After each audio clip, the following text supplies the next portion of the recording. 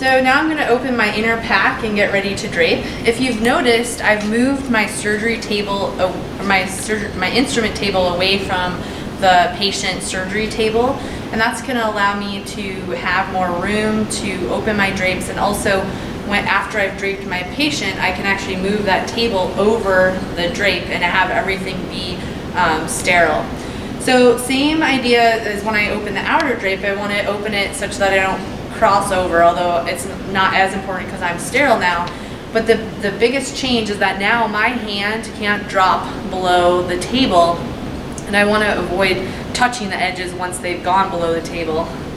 So I'm going to, instead of pulling the drape down, I'm going to just drop it down.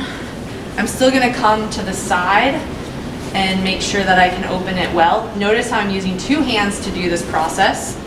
Okay, so I'm going to make sure that that drape goes down. And if you notice, there's a fold on this drape that I can actually touch and pull down. I'm also being careful not to lean over the drape. I'm giving myself plenty of room between me and the pack. And then I can take and bring this out. Now, you notice the drape didn't fall perfectly. I can either have my assistant fix it, or I can fix it as best I can, which I was able to do because I just kind of finagled it down. I might, at that instance, have my assistant pull that down so that then it is perfectly laying down. Okay, so now I can touch anything on this table.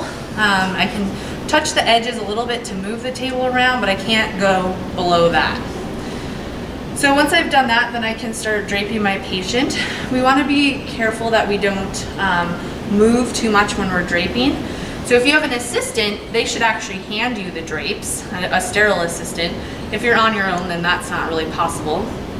So I'm going to get my drapes all organized before I start draping. They are pretty organized in this pack already. And I'm going to get my towel clamps organized as well. So again, I have to do as little movement as possible. Okay, so then when we take the drapes, they're folded in such a way that if you open them properly, they will open with the short folded edge towards or away from you and towards the patient, which is the way we want it. And so then the next step is to protect your hands while you place the drape. So the way to do that is to pinch the corners, the edges, with your forefinger and your thumb. Take the rest of your fingers underneath the drape so that they're below your thumb. And then I'm going to take and I'm just going to fold the drape around my fingers. Okay, I'll do that one more time. So pinch, fingers come like this, and then fold like that. Okay, so now my fingers are completely protected from touching the patient. When you start draping, you always want to start closest to you and work your way out. So I'm going to place this drape right in front of me first. If you remember, you never want to place the drape and then move towards the incision because you're bringing in contaminants. You always want to start close to the incision and move backward. Okay, so with this one, I'm going to place it near the incision, and then I can readjust it later. Okay, so then we'll do that. Then we'll grab our next one. Again, if I open it the right way, this time I open it the right way, then the short fold is away from me already. I don't even have to do that. Put my fingers, cover, and then doing cranial caudal, it doesn't really matter. It's just whatever you feel like doing. So again, I'm going to flip that drape over, put it down. Once I'm there, I can't go back that way. I can take it away. So it's always better to err going close to the incision and backing it up than the opposite. If for some reason, which I'll do on this one, if for some reason I would contaminate the drape, oops, it was the right way, there's a couple ways to deal with that. So let's say I put this drape way back here and I'm like, oh no, I can't do anything about that. I can't fix it at all. I can still grab this part of the drape because it's sterile. I don't want to grab any of the edges. I can carefully move it away from the incision or the surgery site. I don't want to like drag it towards the surgery site. I'm going to move it away and I'm going to drop it on the floor. Okay? Oh no, now I won't have enough drapes. Roll it. All right, so then we'll finish draping our kitty cat. So we'll drape all of one side first. One area that's easy to contaminate yourself when draping with these quarter drapes is to touch the table or the patient. So be really aware of where your hands are. And so this drape wasn't perfectly laying flat, but I don't care. It's good enough by my surgery site, and that's just gonna have to be that way. So now I'll have to walk around my table. When I walk around my surgery table, I want to keep my sterile part towards the sterile part of the table because my back isn't covered. So if I walked with my back to the table, then I would contaminate it or could contaminate it. So then I'm going to do my last drape on this side.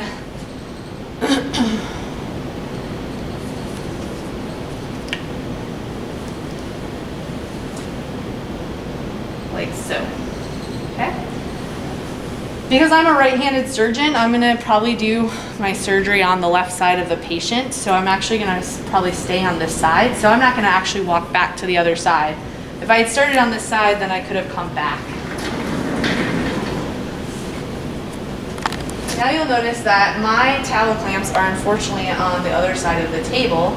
So I can actually, in this instance, just move my table closer to me so I don't have to move around to grab them and do my clamping. Now, one thing that is really easy to do is actually to hold your clamps in your non-dominant hand while you go instead of having to walk back and forth to the table. Or if you had an assistant, which would be even better, a sterile assistant, they would actually hand you the clamps with the rings towards your hand to place. So as far as clamping goes, again, it's a two-handed process. You don't have to feel like you only have to use one hand. But I'm going to make sure that my, go ahead and come over here, that I'm going to make sure that my drapes are 2 to 4 centimeters apart away from my incision. So if you want to have a look at that before I start placing my towel clamps. Again, I can slide my drapes back if I feel like they're too close. So then I'm going to use my non-dominant hand to kind of stabilize the patient while I grab the drape and the patient with the towel clamp. One thing that can often happen when you're towel clamping is you may grab and you might not be happy with where you position your towel clamp. As long as you don't come back through the drape, you can readjust your towel clamp at will. Okay? If I get through the drape and into the patient and I'm still not happy with it, at that point, if I want to re-towel clamp, I need to take the towel clamp out.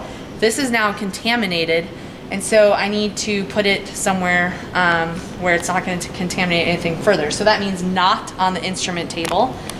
So ideally, I would hand it to my assistant without touching that end, or I'd throw it on the ground or throw it on the surgery table, somewhere that's not clean.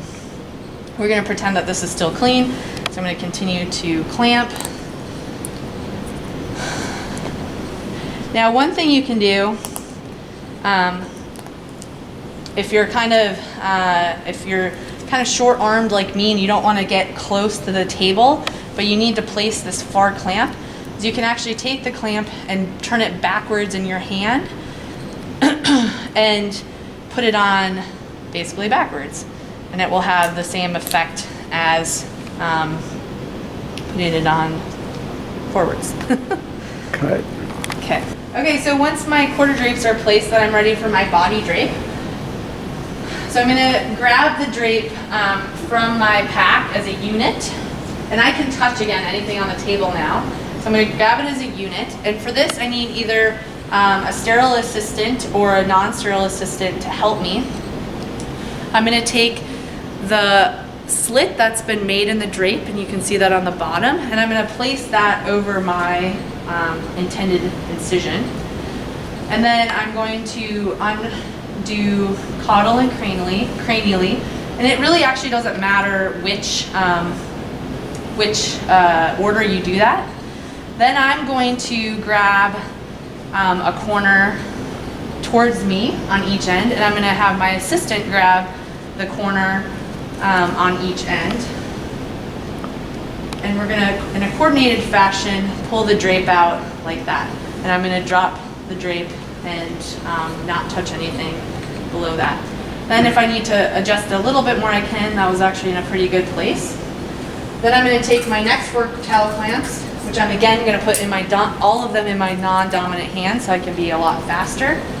I'm going to then clamp on top of the other clamp to secure the top drape or body drape. Again, I can do this one backwards if I want to. Same idea. So then I'm draped and ready for surgery. Now, before I do surgery though, I'm going to do one more thing. I'm going to take my table.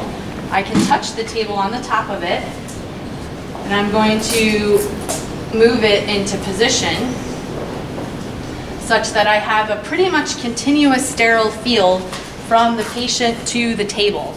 So all of this would be considered sterile. If something got underneath of there, then it would no longer be sterile, but pretty much all of this is sterile. So another option for putting the table into place is to have my non-sterile technical help move the table. So Ashley's going to put that table into place, and I can help her a little bit. Sometimes that's easier to do. But again, we want to put that table into place. Now I have all of my instruments that I would need to perform a spay. Ashley's going to open up my scalpel blade and my suture onto the table so that those are readily available. If I have an assistant, I'm going to position my instruments kind of in the middle between us. If I don't have one, then I'm going to position them closer to just myself. So these instruments are fairly well arranged, but if I want to arrange them a little better, I would take anything that I know that I'm going to use immediately and put that closest to myself. So I'm going to use my scalpel and my thumb forceps to do my initial incision, so that would be the first thing that I would need. Then I can put my clamps in a certain place. My suture scissors and my needle drivers can be in one place, and that kind of thing. So you can arrange your instruments however you want, but there should be some kind of organization involved. So then I'm going to put my scalpel blade on my handle. And again, we want to avoid touching the scalpel blade as little as possible with our fingers, and if we do touch it, only touch it where there is no sharp edge. So I'll put that on my scalpel handle as you guys have been taught, so that I'm ready for surgery. And then I'll put my needle drivers back in a place where I can find them. After I've made my incision and started my surgery, I want to put my scalpel blade somewhere where I'm not going to hurt myself or the patient. So it's really important to set it off to the side when you're done with it, so that everyone knows where it is and you're not going to hurt yourself with it.